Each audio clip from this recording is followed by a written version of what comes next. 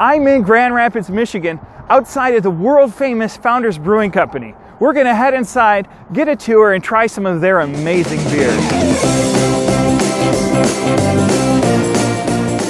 All right, so I am here at Founders with the founder, Mike. Yeah, well, one of them at least, right? That's so true.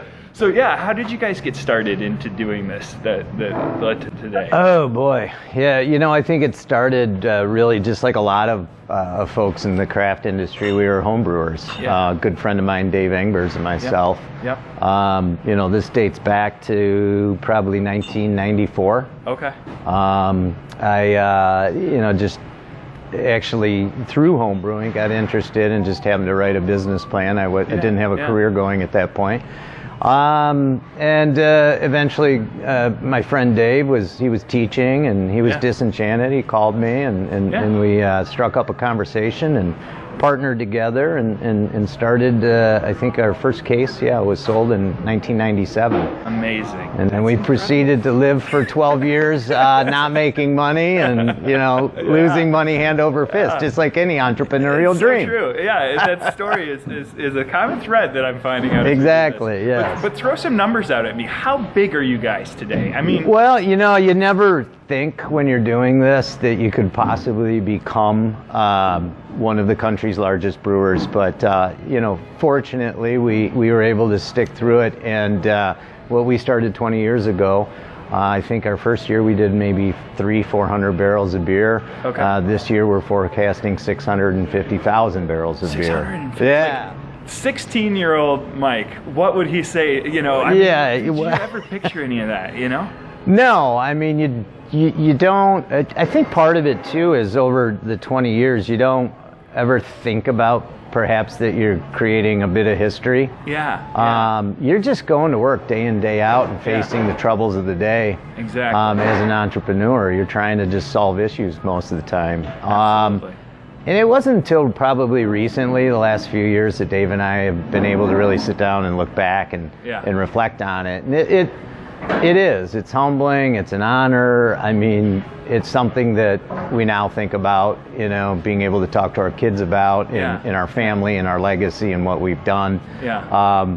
It's just one of those things in life that I think very few people get to experience, and we're just honored that out of dumb luck we happen to be one of those folks that you know, built something that hopefully Grand Rapids can be proud of, and it's crazy. That's so cool. Well, can I get a tour of this place? I want to see how you guys make the beer here. We'll show you everything. Let's go do it. Cool. Great.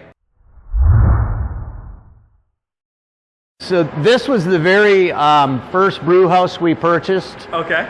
This probably goes back about 22 years ago when we ordered this.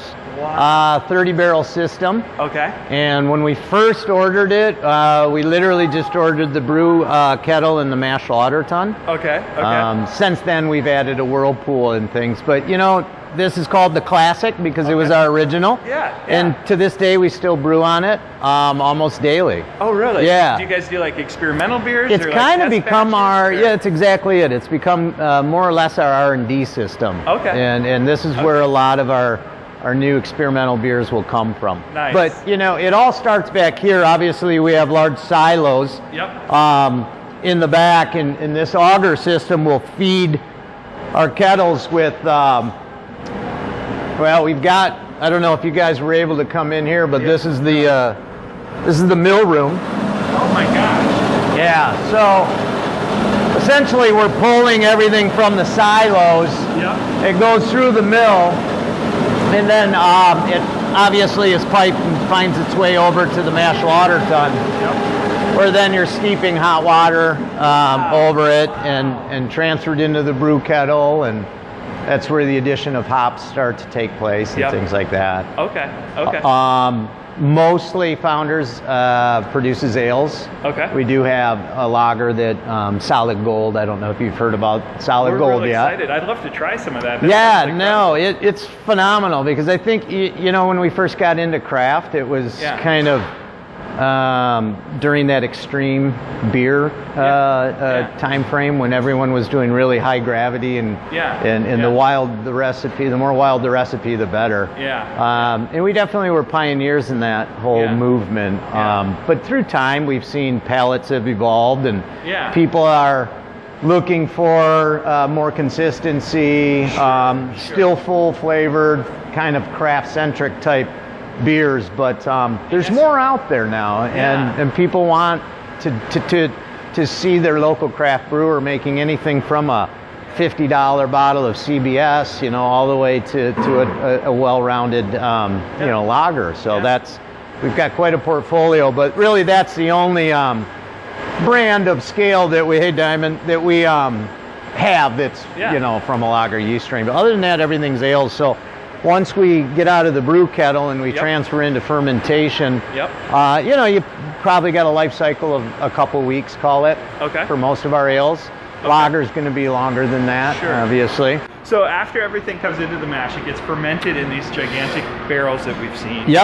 And then we're heading off to packaging, basically. So you guys do a lot of canning and bottling then? Or we do. We can, bottle, and of course put it into draft, both in quarter barrels and half barrels.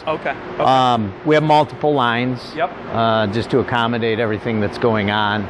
Where we used to work off of one line, we now have not only multiple lines at this location at Granville, but we also have a couple 100,000 square feet off of 131 at the Union Station. And there too, we keg, we bottle, we can, we do the whole thing there too.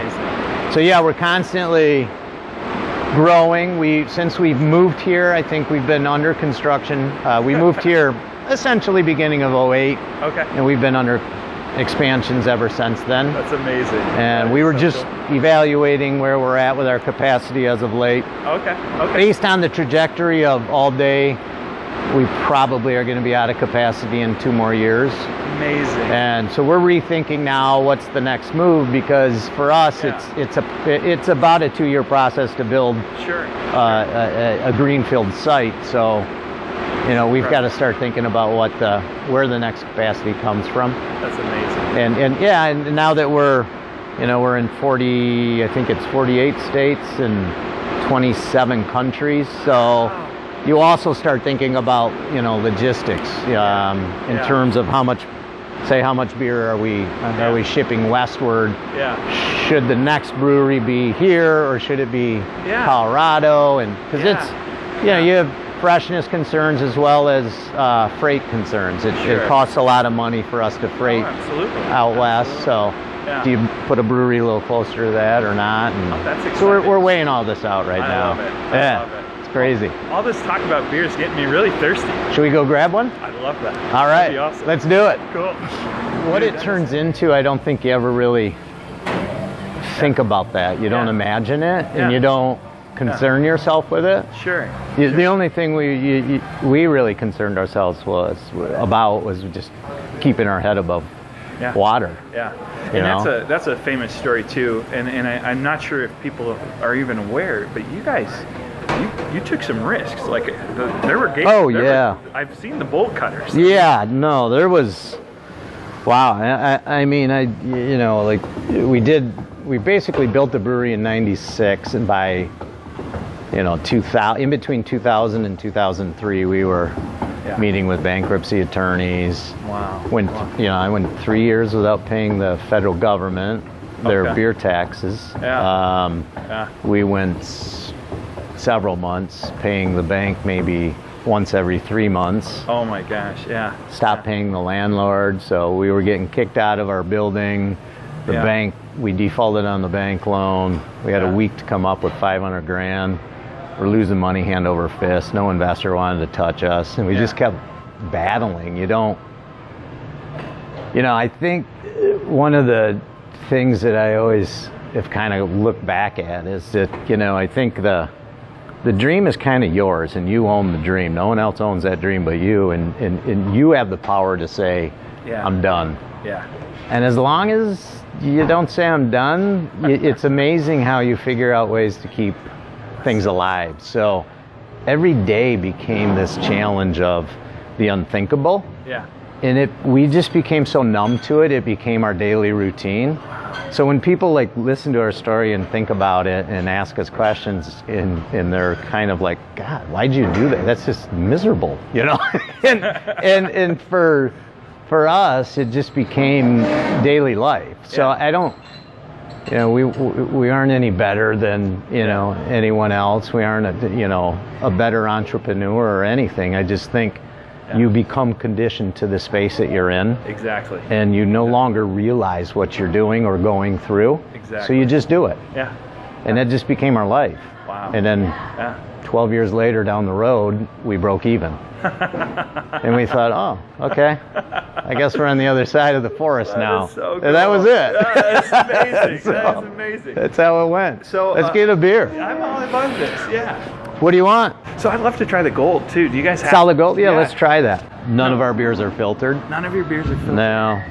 How did that go about happening? You know, we owned a filter when we first started, and back when we were really struggling, we sold the filter. I remember somebody wanted to buy the filter. Okay. We sold the filter so that we could pay our one employee on Friday. Wow. And we figured, well, okay, well, that'll help us get over this problem. Yeah. And then we'll buy a new filter down the road when we can. And what happened is it forced us to really dig into our process and figure out how to clear beer without a filter. Sure. Which, you know, filtration can strip out some of the flavors. The characteristics that we loved. And we kind of discovered that our beer was better unfiltered. Okay. But we discovered that through really nothing more than than an issue we had hitting payroll. So once we kind of discovered that, we ended up with a process in our brewing process that enabled us to no longer buy a filter. So that's so cool. To this day, we still don't have a filter. So this is solid gold. This is solid gold. This is the one lager that we do. Okay. It's kind of think domestic premium lagers. So it's very sessionable. It's clean. It's crisp. But it's got a hint of craft in there because we use a hop called lemon drop hop. So there's a little citrus in there, but it's not like a lemon beer at all. Okay. Not even close to it. But awesome. Yeah. Oh, that is delicious. Yeah. That is incredible. You can go at that one all day long. That is amazing. I love this. And people can get this like at stores across the country. Yeah, we're shipping it out this month, and it will be available in March. Wow. And it's going throughout the U.S. and so far we're getting a great response. So we'll see what happens. Well, cheers to that. Yeah. I know there's one other beer you guys do, and this is like the beer that people wait around the building for. You age it underground in barrels, right? The KBS comes and it is. KBS is definitely one of the elusive unicorns out there. Yeah. That and CBS are kind of the two. And that one's done in maple bourbon. Like CBS is that's basically KBS that's aged in maple bourbon barrels. Okay. So you really you bring out some of that maple flavor into it, and it's it's a wild. That's so cool. Sweet syrupy flavor that's brilliant. Now this one actually though, this is Backwoods Bastard. Okay. I love that. Another great. I mean, when people ask me on the malty side what's my favorite, I actually go to Backwoods. Okay. It's got almost a Werther's candy kind of profile. It's more of an after dinner kind of aperitif, if any. It's brilliant. This is our Dirty Bastard, which is a Scotch ale that we aged then in bourbon barrels. Okay. And we've been doing this for years. Okay.